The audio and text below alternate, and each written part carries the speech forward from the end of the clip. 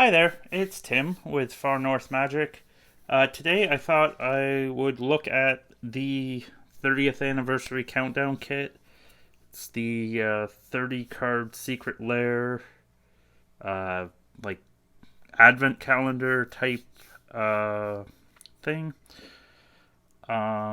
It is coming out in a week, and well, for sale in a week, and then I think they're going to ship it out pretty fast because it's already like pre-printed, and hopefully in time for the holidays, at least, even with how slow shipping can be. So I figured we'd take a look at the whole list. They gave us 7 cards, and a lot of people were excited for the 7 cards because uh, you had like Necro, Potence, the Chromox, the Shark Typhoon. Like you had a couple like financial stinkers like the Bloodbraid Elf and the Nicol Bolas, but overall, like people were kind of happy about from the way it seemed. And now, I think the thing is everyone needed to know that they were going to front load the spoilers. So it is 1 card from each year um, of Magic, and then there's also a 30% chance of foils. So I don't know. I guess you get roughly 9 foils. Uh, a secret lair. And it will be interesting to see because they do mention like December has 31 days. So it will be interesting to see what the bonus card in quotations would be. Um, but so if you want to stop and not get have spoilers, you might as well just turn the video off right now. But we'll start looking through what the cards are. I also just looked at basically like the lowest possible market price for, like I went on TCG Player, took whatever version was the lowest market price. Um, I figure like some of the cards will dip a little bit more, but in the end, like I think overall it's not a terrible product. Just because like you have those few headlining cards that aren't terrible, and like you can't just like I think people are like in this whole thing of like if it's not like the whole flipping crazy mindset where like if you're not like doubling your money in 12 seconds you're like failing at life type thing. So for the card for 1993, it is a Shivan Dragon. um, I basically value that at almost nothing because there's just so many. Like the plain version isn't worth a whole lot. I imagine this would be worth something because, like, I would imagine some people would want that for their collection. I know at least back in the day there was Shivan Dragon collectors, dragon collectors even. But moving on to the second card, it is a Mishra's Factory, and it's kind of interesting art, but I would have them to get the original artist to maybe do it, but is what it is. Again, it's another card that's basically not worth anything if you want the cheapest version. Like like it's like some of the other secret lair cards that have versions that are worth near zero. The secret lair version's always worth at least something. Like maybe not very much still, but like even if like it ends up being a 50-cent card or something, it's still better than zero. But it will be interesting to see. And then for 95, we have the Necropotence. That is a very cool looking art for the Necro, and that's around $37. For 96, we have Limb Duel's Vault, which actually like really doesn't have very many printings. It has alliances, and it has Commander 13. The other interesting thing is Limb Duel's Vault will have a foil now. So, first time foil. Be interesting to see what happens with that. It's around 562. For 97, we got Tradewind Rider. Another card that is pretty much just a scarcity play because it's, I think, only been printed in Tempest. And it's just over $6. It's interesting art. Then we got Smokestack. And I thought this card was a little more expensive than it is. The cheapest version's the From the Vault, and it's at just over $12. So I think that this version will do better than the From the Vault, just because like a lot of people hate the From the Vault foiling. But I always thought it was like a $15-$20 card, so it surprised me that it was a little less. But it's again a pretty cool, good stacks card. For 1999, we got a Squee, the original Squee, and it is worth hardly anything. I remember like this card from Mercadian Mask was the one of the most expensive Mercadian Mask card, and sure, the Mercadian Mask, the cheapest versions from Ultimate Masters at 53 cents. So like, it's just got reprinted so many times that it's just, and it just doesn't, it's been outclassed also is the thing.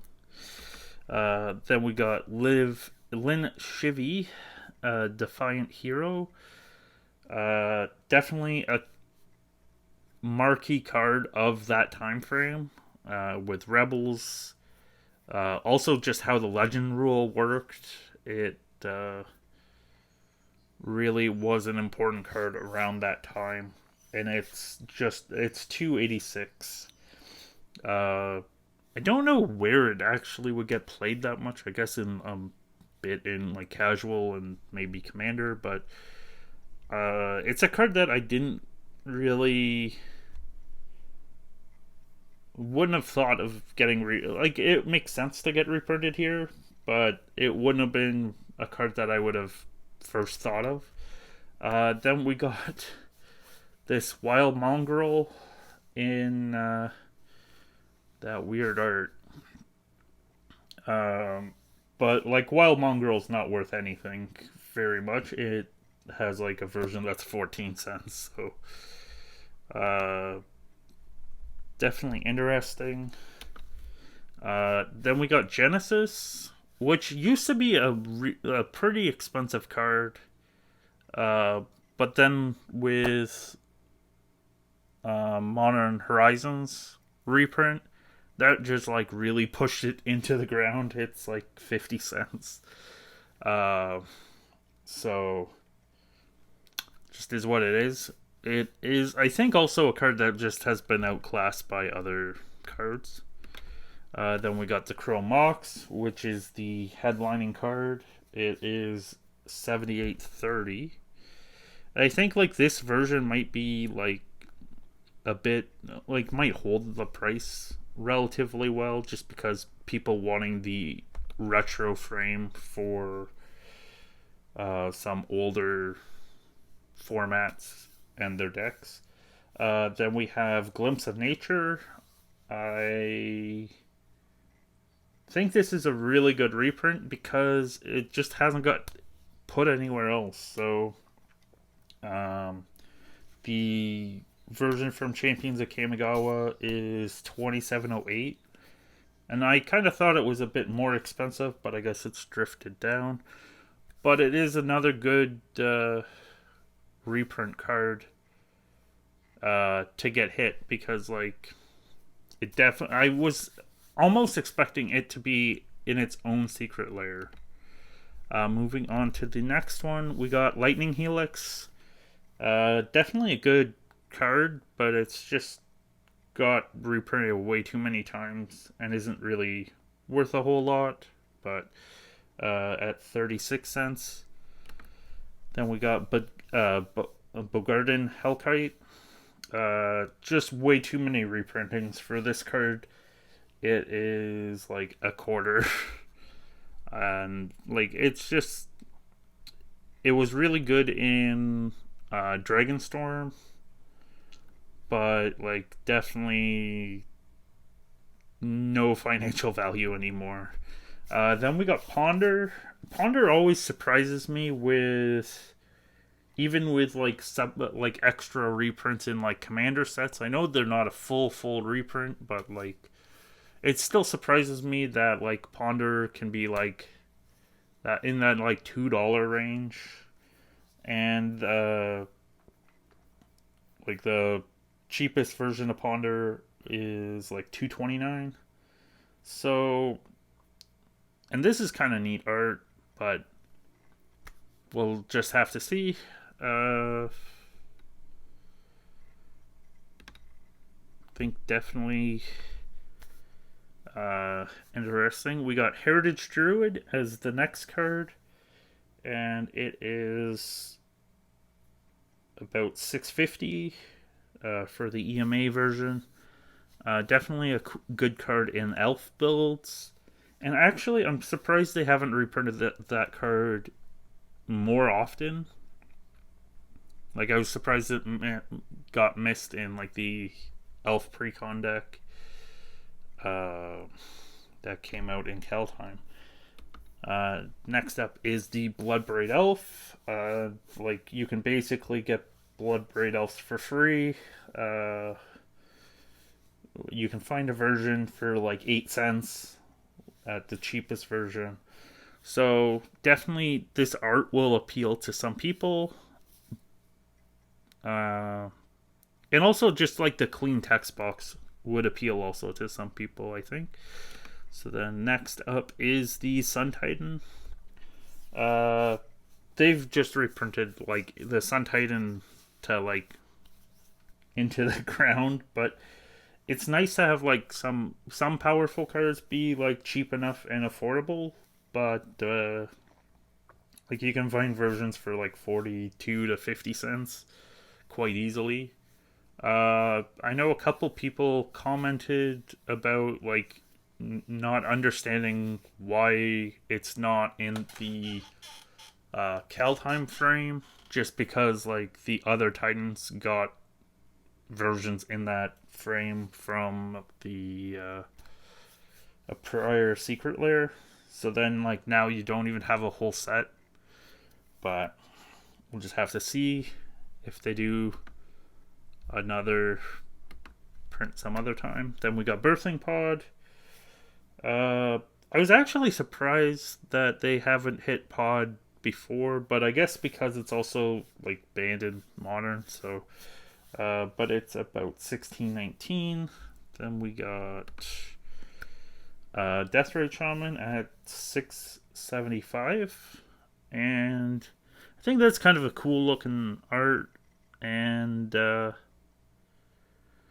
Deathray seems to be a card that holds like it will go down, but it always seems to hold some relatively okay value. Elspeth Sun's Champion in the old retro frame is the card for 2013 from Theros. The dual deck version is the cheapest version at $8.92. And then we got for 2014, we got the Siege Rhino from Cons at 52 cents. I guess Seth's gonna have to buy this just for the Rhino. And yeah, definitely not huge value, but definitely card that was a menace of standard for quite a while. And then we got Dragon Lord Ojutai. This one surprised me that the value was so low, but I guess I should have remembered that it did get a Commander deck reprint, and like it was kind of one of the more lower um, Dragon Lords for price. So like you can get a copy of it from the Streets of New Capenna decks for about 36 cents, uh, which is pretty low for such a good card. For a pretty strong card. We got Athalia Heretic Cathar as the card from 2016. I'm pretty sure that was from Eldritch Moon. And the buy box version's the cheapest one at $4.75. Then we got our Nicol Bolas God Pharaoh from, and that's from our Devastation. It also got reprinted in a Double Masters, which is kind of a surprise to me. It's kind of an interesting art. But the Our Devastation version is the cheapest at $287. Then for 2018, we have Arclight Phoenix. I definitely expect this card to go down quite a lot because like it will be in this, and then it's also in the Pioneer Challenger deck coming up. So I don't think the $6.06 is going to hold for the Guilds version. And then we have for 2019 Emery Lurker of the Loch.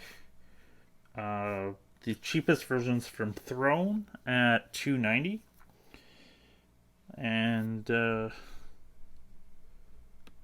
definitely interesting art on that one. For 2020, we got the Shark Typhoon. Definitely a good choice. I think this one's definitely going to be under some pressure also because I'm pretty sure it's in a Challenger deck that's coming out. And then this also, I think this version's definitely the coolest version for Shark Typhoon, so I think it will kind of set itself apart. You can get regular versions from Ikoria for about $10.62. For 2021, I forgot this card was even a card. So we got Elite Spellbinder from Strixhaven, and it's about 31 cents. Oh boy. And then we got Nashi Moon Sage Scion from Neon Dynasty at $2.65, which is pretty sad for a mythic. But overall, there is 12 cards at under $1. So I guess that's where like people have disappointment. Like, but like the top 6 cards are 181. The total overall is 243. So I think that with it not factoring in if there's a foil multiplier, like I don't expect a big multiplier at all, but I would almost expect that there might be a difference in the foils because they're not going to be as common. Depending on curling, I guess, is the thing. And then just the Secret Lair variation. I think some of the cards will do pretty well. I think it's definitely a lair that I'm going to be looking at buying a couple of. Probably one to just leave sealed because I'm silly. And if I'm able to get more than one, I might just open. I might open one on a video. So we'll have to see what happens with that. And definitely. I think it's a product that's not for everyone, but I definitely like this product a lot more than the 30th anniversary reprint proxy mess. So, um, but overall, I'm definitely looking forward to trying to buy this as long as the bots don't get to it before me. But I guess it comes to the point where, are you looking forward to this secret lair? Are you going to try and buy one?